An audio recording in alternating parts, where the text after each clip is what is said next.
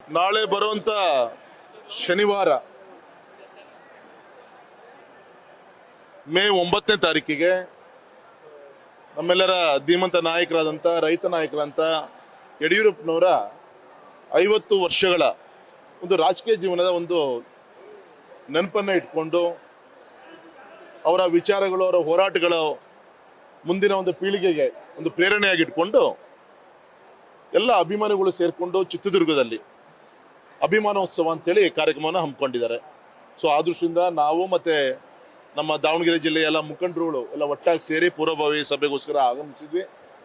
ತಮಗೆ ಗೊತ್ತಿರಬಹುದು, ಒಬ್ಬ ಯಡಿಯೂರಪ್ಪನವರು ಸಾಮಾಜಿಕ ವಿಜ್ಞಾನಿಯಾಗಿ ರೈತ ನಾಯಕರಾಗಿ ಅವ್ರು ಕೊಟ್ಟಂತ ಅನೇಕ ಧೀಮಂತ ಕಾರ್ಯಕ್ರಮಗಳು, ರೈತ ಪರವಾದಂಥ ನಿಲುವುಗಳಿರ್ಬೋದು, ಈ ರೀತಿ ಅವ್ರು ಕೊಟ್ಟಂತ ವಿಚಾರಗಳನ್ನ ಇಟ್ಕೊಂಡು ಅವರಿಗೆ ಸನ್ಮಾನವನ್ನ ಮಾಡ್ತಾ ಇದ್ದಾರೆ.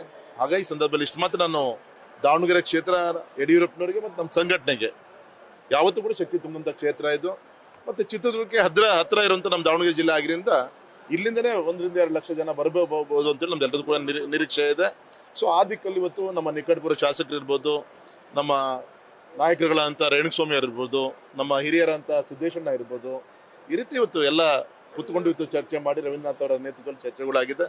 ವಿಶ್ವಾಸ ಇದೆ ನಮ್ಮ ದಾವಣಗೆರೆಯಿಂದನೇ 1.5 ಲಕ್ಷಕ್ಕಿಂತ ಹೆಚ್ಚಿನ ಜನ ಈ ಭಾಗದಿಂದ ಭಾಗವಹಿಸ್ತಾರೆ ಅಂತ ವಿಶ್ವಾಸ ಇದೆ. 2028ಕ್ಕೆ ಇಲ್ಲಿ ಶಕ್ತಿ ಪ್ರದರ್ಶನ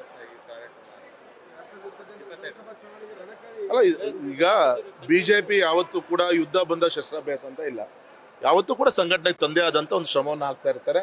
ನಮ್ಮ ಸಂಘಟನೆ ಚೌಕಟ್ಟಲ್ಲಿ ಆಗುವಂತ ಒಂದೊಂದು ವ್ಯಕ್ತಿಗಳ ಕಾರ್ಯಕ್ರಮ, ಪಕ್ಷದ ಕಾರ್ಯಕ್ರಮ, ಅದು ಪಕ್ಷಕ್ಕೆ ಪೂರಕವಾಗಿ ಅದೆಲ್ಲ ಆಗತ್ತೆ ಹೊರತು ಅದು 2028, 27 ಅದ್ರ ಮುನ್ಸೂಚನೆ ಇದು ಯಾವುದು ಕೂಡ ಅಲ್ಲ. ನಮ್ಮ ಕರ್ತವ್ಯ ಒಂದು ರಾಜಕೀಯ ಪಕ್ಷವಾಗಿ ಇದ್ರ ಮುಖಾಂತರ ಯಡಿಯೂರಪ್ಪನ ಪ್ರೇರಣೆ, ಇದ್ರ ಮುಖಾಂತರ ಒಂದು ಕಾರ್ಯದಲ್ಲಿ ಒಂದು ವಿಶ್ವಾಸ ತುಂಬುವಂತ ಕಾರ್ಯ ಕೂಡ ಇದಾಗುತ್ತೆ.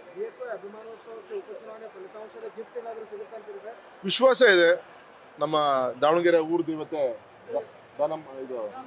ದುರ್ಗಾಂಬ ತಾಯಿ ಆಶ್ರಯದಿಂದ ನಿರೀಕ್ಷೆ ಇದೆ. ನೋಡೋಣ, ಎಲ್ಲ ತಾಯಿ ಬಿಟ್ಟರು. ನಮ್ಮ ಈಗಿನ ಪ್ರಕಾರ ನಾನು ನಿನ್ನೆ ಹಾವೇರಿ ಜಿಲ್ಲೆಗೆ ನಾನು ಬೊಮ್ಮಾಯಿಯನ್ನ ಒಟ್ಟಿಗೆ ಮೀಟಿಂಗ್ ತಗೊಂಡಿದ್ವಿ. ರಾಜ್ಯಾಧ್ಯಕ್ಷರು ಮತ್ತೆ ರಾಮುಲು ಅವರು, ಕಾರಜೋಳ ಅವರು ಹೊಸಪೇಟೆ ಆ ಕಡೆ ಭಾಗದಲ್ಲಿ ಹೋಗಿದ್ರು. ಇದು ವಿಶ್ವಾಸ, ಒಂದು ವಾಲಂಟಿಯರ್ ಆಗಿ ಜನ ಹೊರಟಿದ್ದಾರೆ. ಅವ್ರು ಹೇಳ್ತಾರೆ ಯಡಿಯೂರಪ್ಪನ ಸರ್ಕಾರ ಇದ್ದಾಗ, ಬಿಜೆಪಿ ಸರ್ಕಾರ ಇದ್ದಾಗ ಯಾವ್ದಾರ ಒಂದು ರೀತಿಯಲ್ಲಿ ನಮ್ಮ ಕುಟುಂಬಕ್ಕೆ ಒಂದಲ್ಲ ಒಂದು ರೀತಿಯಲ್ಲಿ ಕಾರ್ಯಕ್ರಮ ತಲುಪಿದೆ. ಹಾಗಾಗಿ ಯಡಿಯೂರಪ್ಪನವ್ರಿಗೋಸ್ಕರ ನಾವು 100 ರೂಪಾಯಿ ಖರ್ಚು ಮಾಡ್ಕೊಂಬರೋದು ನಮಗೇನೋ ದೊಡ್ಡದಲ್ಲ. ಹಾಗೆ ನಮ್ಗೆ ಯಾವುದೇ ವ್ಯವಸ್ಥೆಗಳು ಬೇಕಾಗಿಲ್ಲ. ವಾಲಂಟಿಯರ್ ಆಗಿ ನಮ್ಮಲ್ಲಿರುವಂಥ ಬೈಕು, ನಮ್ಮಲ್ಲಿರುವಂಥ ಕಾರು ನಾವೇ ವ್ಯವಸ್ಥೆ ಮಾಡ್ಕೊಂಡು ಬರ್ತೀವಿ ಅಂತ ಒಂದು ವಿಶ್ವಾಸ ನಡೆದ. ಆದ್ರೂ ಕೂಡ ಸಂಘಟನೆಯಿಂದ ಗಮನ ಕೊಡ್ತಾರೆ.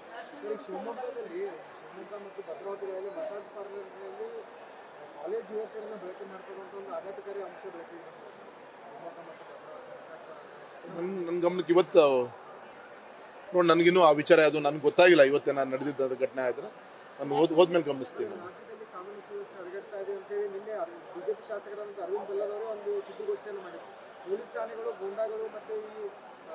ಪ್ರಶ್ನೆ ಇಲ್ಲ ಸರ್. ಇವರ ಕಾಂಗ್ರೆಸ್ಸಿನ ಅನೇಕ ಮುಖಂಡರುಗಳು ಪೊಲೀಸ್ ಸ್ಟೇಷನ್ ಅನ್ನು ಉಪಯೋಗಿಸ್ಕೊಂಡು ರಾಜಕಾರಣ ಮಾಡುವಂತ ಒಂದು ಪ್ರವೃತ್ತಿ ಅದು ಹಿಂದಿನಿಂದ ಕೂಡ ಬಂದಿದೆ.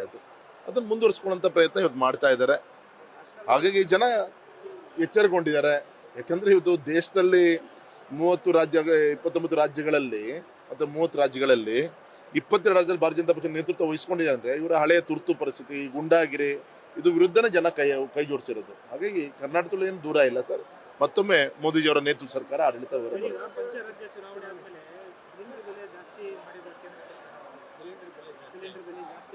ಸರ್. ಒಂದು ಯುದ್ಧ ಶುರುವಾಗಿ ಈಗಾಗಲೇ 2 ತಿಂಗಳಾಯ್ತು. ಇಲ್ಲಿ ಸಿಲಿಂಡರ್ ಬೆಲೆ, ಮೊನ್ನೆ ನಾನು ಪಾರ್ಲಿಮೆಂಟ್ ಫೈನಾನ್ಸ್ ಮಿನಿಸ್ಟರ್, ಮೊದಲು ನಾವು ಒಂದು ಹಡಗಲ್ಲಿ ಪೆಟ್ರೋಲಿಯಂ ಪ್ರಾಡಕ್ಟ್ಸ್ಗಳನ್ನ ನಾವು ತರ್ತಾ ಇದ್ವಿ. ಈಗ ಒಂದು ಶಿಪ್ಪಲ್ಲಿ ನಾವು ತರಲಿಕ್ಕೆ, ಕಾರ್ಗೋದಲ್ಲಿ ತರಲಿಕ್ಕೆ 4 ಶಿಪ್ಪನ್ನು ನಾವು ಎಸ್ಕಾರ್ಟ್ ಮಾಡ್ಲಿಕ್ಕೆ ನಾವು ಸೆಕ್ಯೂರಿಟಿ ಪರ್ಪಸ್ಗೆ ನಾವು ಕಳಿಸ್ಬೇಕಾಗಿದೆ. ಎಕ್ಸ್ಪೆಂಡಿಚರ್ ಹೆಚ್ಚಾಗಿದೆ. ಈಗ ತಾನೇ ಪೆಟ್ರೋಲಿಯಂ ಮಿನಿಸ್ಟ್ರಿ ನಾನು ಇಷ್ಟು ಲಕ್ಷ ಕೋಟಿ ಕೊಟ್ಟೆ ಅಂತ ಪಾರ್ಲಿಮೆಂಟಲ್ಲಿ ಮೊನ್ನೆ ಮಾತಾಡ್ತಾ ಇರ್ತಾರೆ. ಅಂದ್ರೆ ಆದರೂ ಕೂಡ ಪ್ರಧಾನ ಮಂತ್ರಿಗಳು ಏನಾದರೂ ಮಾಡಿ ನಮ್ಮ ಜನಸಾಮಾನ್ಯ ತೊಂದರೆ ಆಗಬಾರ್ದು ಪ್ರಯತ್ನ ಮಾಡಿದ್ರು. ಹಾಗಾಗಿ ಡೊಮೆಸ್ಟಿಕ್ ಸಿಲಿಂಡರ್ಸ್ ಏನಿದೆ ಅದನ್ನು 1 ರೂಪಾಯಿ ಕೂಡ ಹೆಚ್ಚಿಗೆ ಮಾಡುವಂಥ ಪ್ರಯತ್ನಗಳು ಆಗಿಲ್ಲ. ಹಾಗಾಗಿ ಈ 6 ತಿಂಗಳ ನಂತರ ಇವತ್ತು ಪ್ರಪಂಚದ ಎಲ್ಲಾ ರಾಷ್ಟ್ರಗಳಲ್ಲೂ ಕೂಡ 25-30% ರೈಸ್ ಆಗಿದೆ. ನಾನು ಲಿಸ್ಟ್ ಕೊಡ್ತೀನಿ, ದೇಶಗಳ ಪಟ್ಟಿನೇ ಕೊಡ್ತೀನಿ. ಹುಚ್ಚಪಟ್ಟೆ ಹೆಚ್ಚಿಗೆ ಆಗಿದೆ. ಆ ಲೆಕ್ಕದಲ್ಲಿ ಇವತ್ತಿನ ಕೂಡ ತಡೆ ಹಿಡಿದು ಏನಾದ್ರು ಸರಿಯಾಗ್ಬೋದು ಆಶಾಭಾವನೆ ಇಟ್ಕೊಂಡಿದ್ವಿ. ಆದರೆ ಇನ್ನೂ ಕೂಡ ಮಧ್ಯ ಏಷ್ಯಾದ ಈ ಒಂದು ಯುದ್ಧ ಈ ಚರ್ಚೆಗಳು ತೊಂದರೆಗಳು ಆಗ್ತಾನೆ ಇದೆ. ಹಾಗಾಗಿ ಇದಕ್ಕೆ ಕೈ ಜೋಡಿಸಂತ ಅನಿವಾರ್ಯವಾಗಿ ಏರಿಕೆ ಮಾಡುವಂತ ಒಂದು ಅನಿವಾರ್ಯ. ರಾಜ್ಯ ಚುನಾವಣೆ ಫಲಿತಾಂಶ ಏನಾಗ್ತದೆ? ಸರ್, ವಿಶ್ವಾಸ ಇದೆ ನನಗೆ. 4 ರಾಜ್ಯದಲ್ಲೂ ಕೂಡ ಭಾರತೀಯ ಜನತಾ ಪಕ್ಷದ ನೇತೃತ್ವ, NDA ಸರ್ಕಾರ ನೇತೃತ್ವ ಆಡಳಿತ ಬಂದೇ ಬರುತ್ತೆ. ಅದು ವೆಸ್ಟ್ ಬೆಂಗಾಲ್ ಇರ್ಬೋದು, ಅಸ್ಸಾಂ ಇರ್ಬೋದು, ಪುದುಚೇರಿ ಇರ್ಬೋದು, ತಮಿಳುನಾಡಲ್ಲೂ ಕೂಡ NDA ವಿಶ್ವಾಸ ಇದೆ ನನಗೆ. ಕೇರಳದಲ್ಲಿ ಸ್ವಲ್ಪ ನೆಕ್ ಟು ನೆಕ್ UDF ಇರುತ್ತೆ.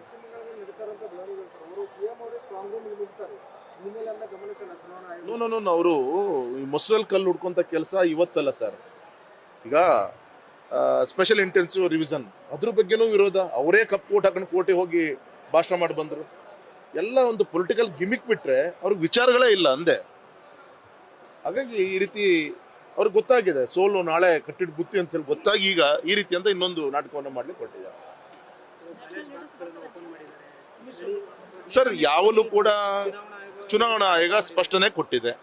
ಪೋಸ್ಟಲ್ ಬ್ಯಾಲೆಟ್ಗಳನ್ನ ಅದನ್ನ ಅಲ್ಲಲ್ಲೇ ತಾಲೂಕು ಜೋಡಿಸಿ ಬಿಡಬೇಕಾದ್ರೆ ಅದು ಕರ್ತವ್ಯ, ಕೆಲಸ ಮಾಡ್ತಿದೆ ಹೊರತು ಇನ್ಯಾವುದು ಪ್ರಶ್ನೆ ಇಲ್ಲ ಅಂತ ಸ್ಪಷ್ಟತೆ ಕೊಟ್ಟಾಗಿದೆ.